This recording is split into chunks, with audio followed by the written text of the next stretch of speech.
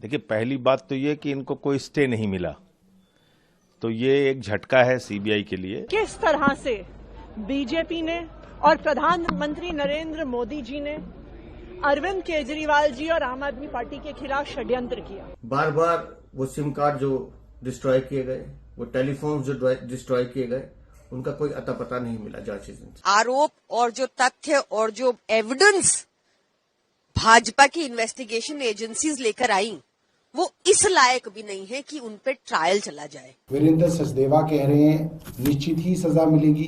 Kapil Mishra Bharatiya Janata party की सरकार के मंत्री हैं, वो कह रहे हैं पिक्चर अभी बाकी है। इन्हें कैसे पता कि पिक्चर अभी बाकी है? पिक्चर में क्या बाकी है ये कपिल मिश्रा को कैसे पता? ये तो अभी हाईकोर्ट की जज साहिबा को भी नहीं पता होगा। अरविंद केजरीवाल ही नहीं, कोई चोर पाकिटमार पकड़ा जाता है ना तो बड़ी तेज चिल्लाता है, इतना तेज चिल्लाएगा, रोएगा, आंसू बहाएगा कि आपको लगेगा अरे बड़ा गलत हो रहा है इस व्यक्ति के साथ। अरविंद केजरीवाल उस चीज के मास्टर हैं। जो भारतीय जनता पार्टी है वो सभी एजेंसियों का लगातार कंटिन्यूसली दुरुपयोग कर रही है। Anybody corrupt who joins BJP, he goes into the BJP's washing machine and he comes out clean. So this is total ridiculous. सब लोगों को यही कहने आया था कि ये लड़ाई एक तानाशाही के खिलाफ लड़ाई है। दोस्तों, आज बात दिल्ली की। जी हाँ, दिल्ली में आखिर चल क्या रहा है? और आजकल जो सब सवाल दिल्ली की गलियों में गूंज रहे हैं वो ये, रेखा सरकार केजरीवाल से क्यों डरती है? जी हाँ, आज हम आपको यही बताएंगे, क्या रेखा सरकार केजरीवाल आप पार्टी से डरने लगी है? नमस्कार, मेरा नाम हैदर अब्बास नकवी है और आप लोग मुझको इस वक्त द स्वतंत्र पर देख रहे हैं। दिल्ली की राजनीति इन दिनों एक बार फिर पुराने सवालों के इर्द गिर्द घूम रही है। शराब नीति केस, मोबाइल फोन का मुद्दा, कोर्ट की टिप्पणी और चुनावी रणनीति।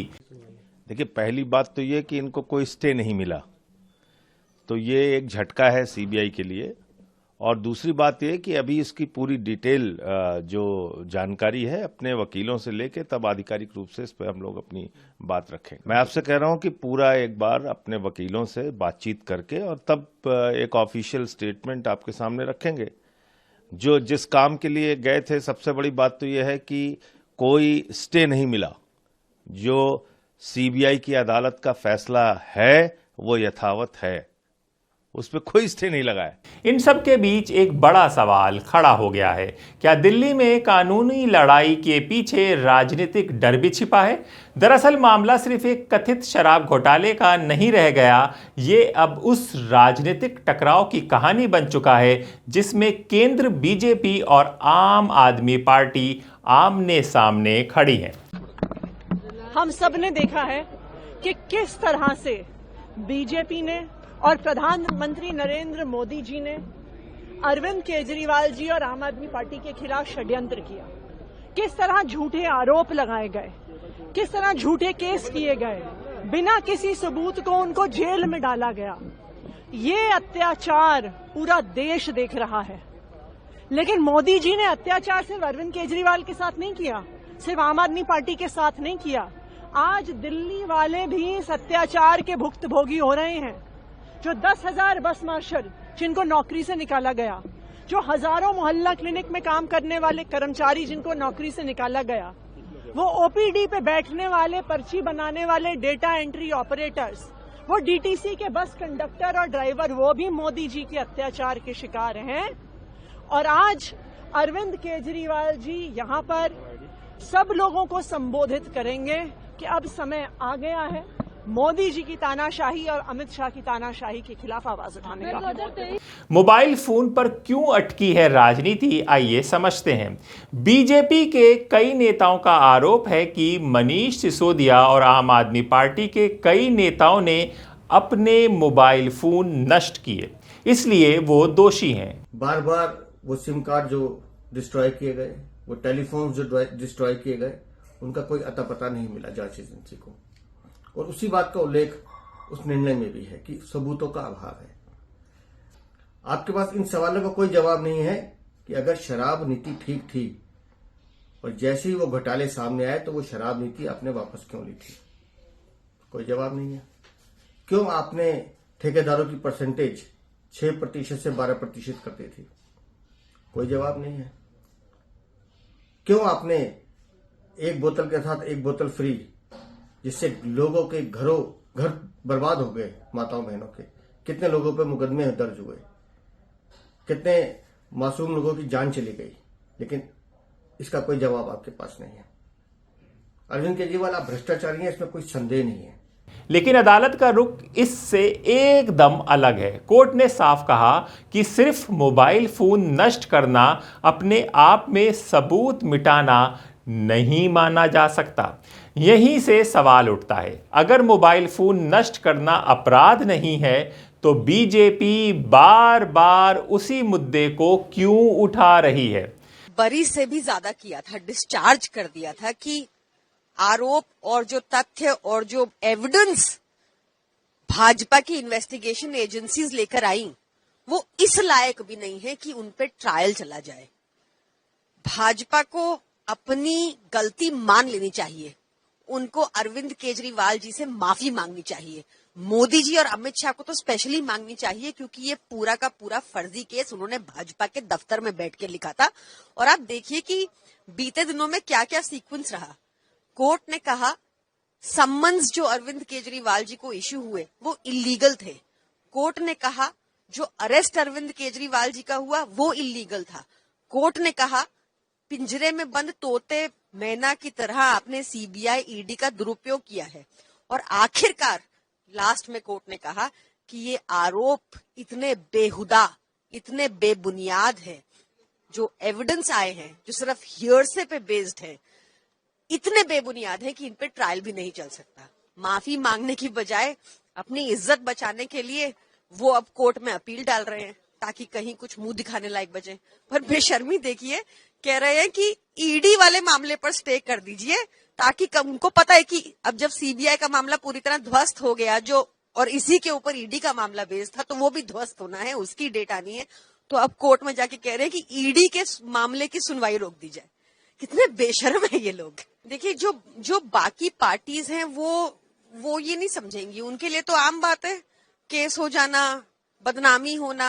अरविंद केजरीवाल एक कट्टर ईमानदार नेता, ग्राउंड लेवल से उठे हुए नेता, जो दिल्ली की झुग्गियों में काम करे, अपनी आईआरएस की नौकरी छोड़ के काम करे। क्यों किया उन्होंने ये सब? ताकि लोगों को बेसिक सुविधाएं जो 2026 के इंडिया में नहीं मिलती वो मिल पाए। ऐसे व्यक्ति को आपने प्रताड़ित किया, उनके परिवार को प्रताड़ित किया। मनीष सिसोदिया जी की बीवी इतनी बीमार रहती है, उनको प्रताड़ित किया। आपने हमारे सारे नेताओं को जेल में डाल दिया, सब कट्टर ईमानदार। जब एक ईमानदार इंसान की ईमानदारी पे अटैक करेंगे आप, तो इमोशनल होना तो स्वाभाविक है।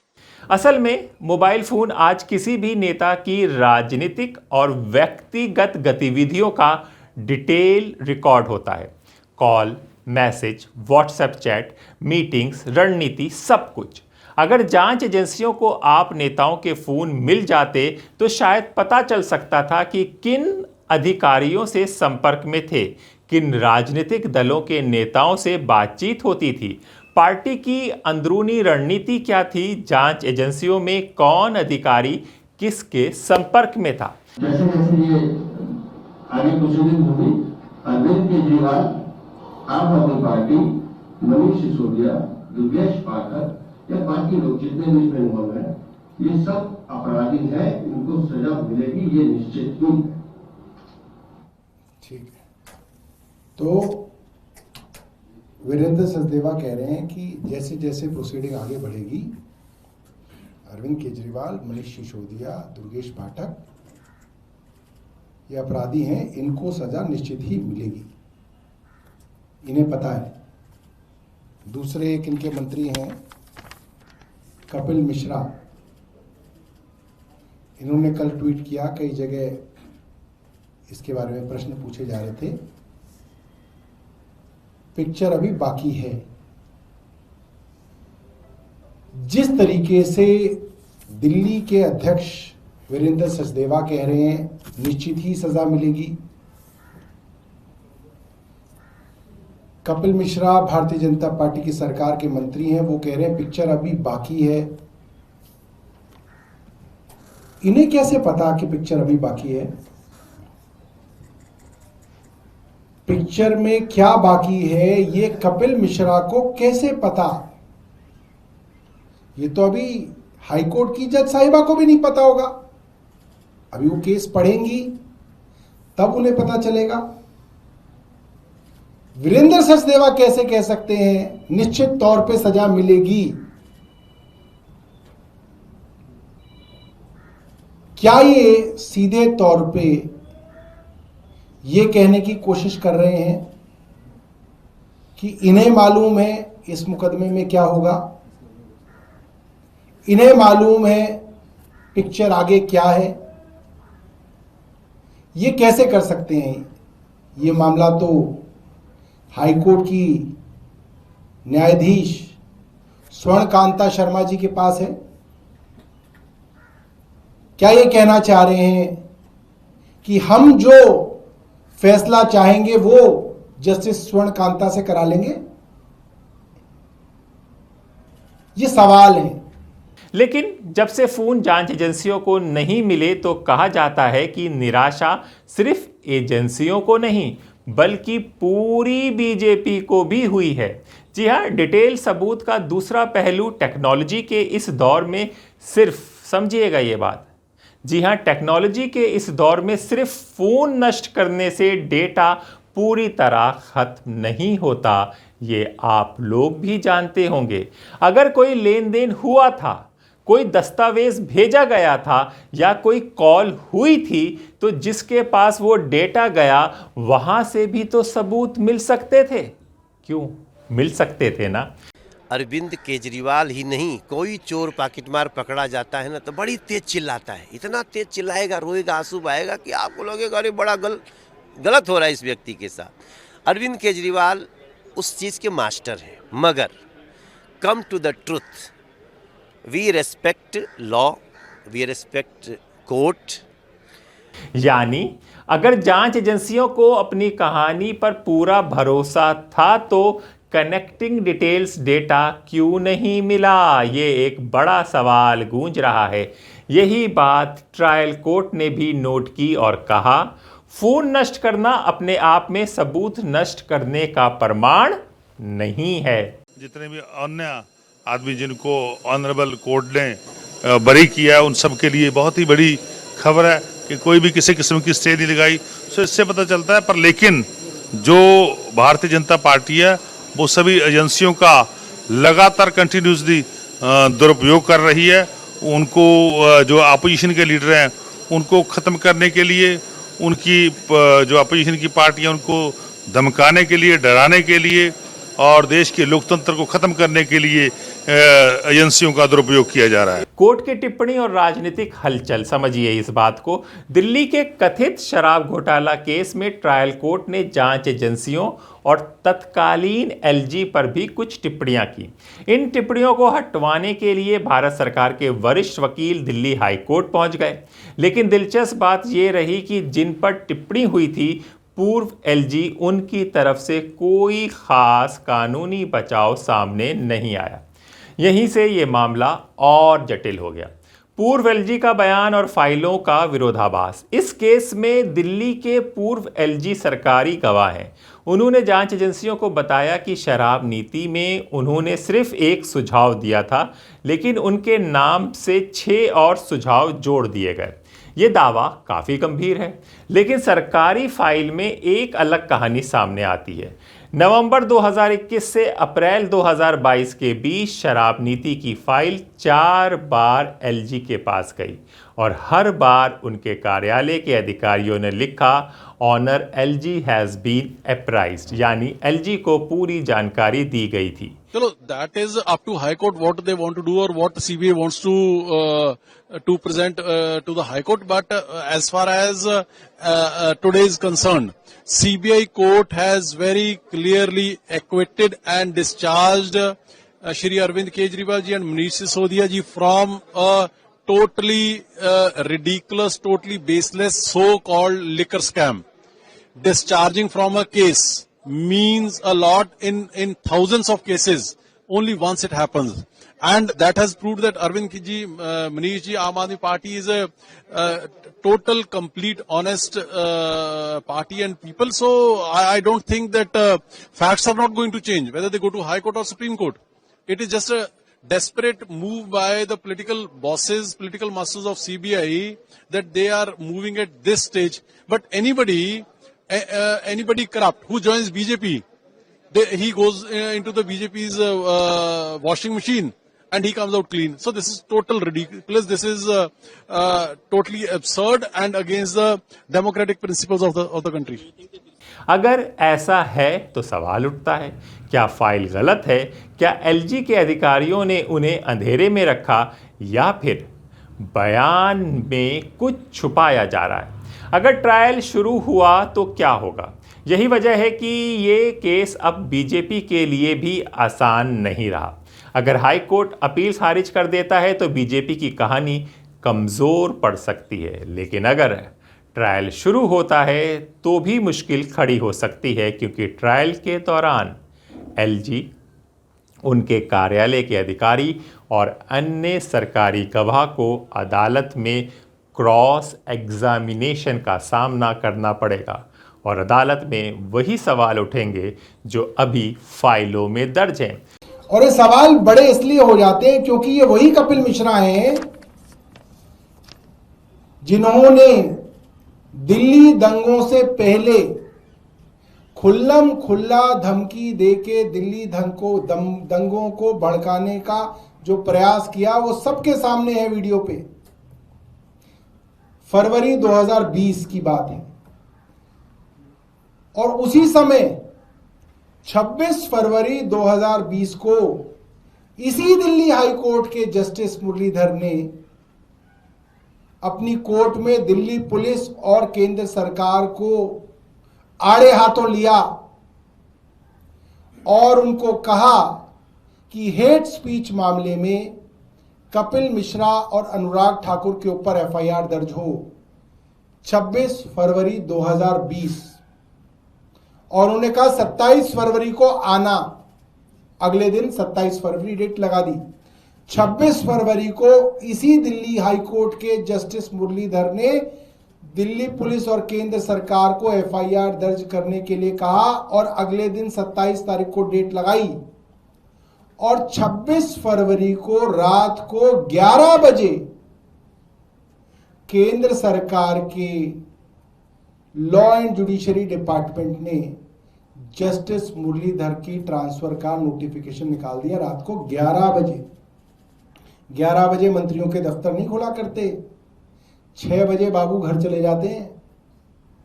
11 बजे मुरलीधर जी का ट्रांसफर किया गया ताकि अगले दिन 27 तारीख को वो ये मामला ना सुन सके और फिर 27 तारीख को बेंच बदल गई। जस्टिस डीएन पटेल का मामला आ गया, उनके पास आ गया और जस्टिस डीएन पटेल ने उस मामले को आगे 4 हफ्ते का टाइम दिया। फिर आपको मालूम ही है। इसीलिए कपिल मिश्रा का ये कहना पिक्चर अभी बाकी है, ये कुछ सवालों को पैदा करता है कि क्या जस्टिस स्वर्ण कांता क्या करेंगी, इनको मालूम है। इनका क्या कुछ सवाल आते हैं। जस्टिस स्वर्ण कांता शर्मा का भारतीय जनता पार्टी से क्या रिश्ता है, इन लोगों को ही बताना चाहिए।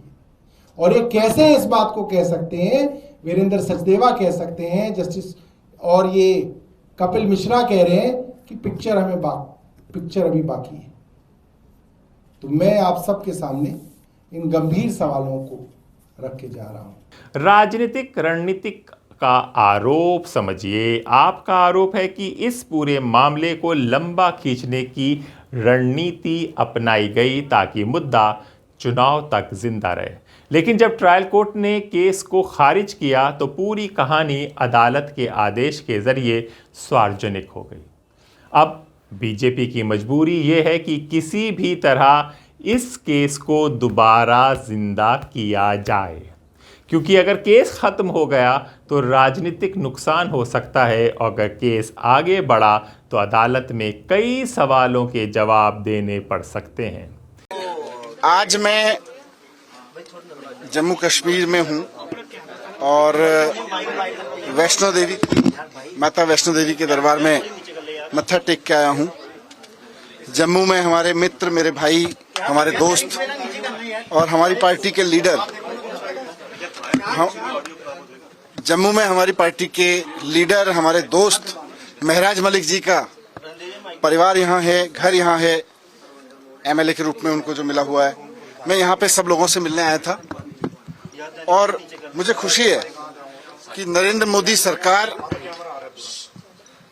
मोदी सरकार जिस तरह से सोनम वांगचुक, महराज मलिक, अरविंद केजरीवाल, सत्येंद्र जैन, संजय सिंह, मनीष सिसोदिया या और बहुत नाम है देश में, कोई भी आवाज देश में उठती है तो उसको उठा के केवल जेल में डालना जानती है।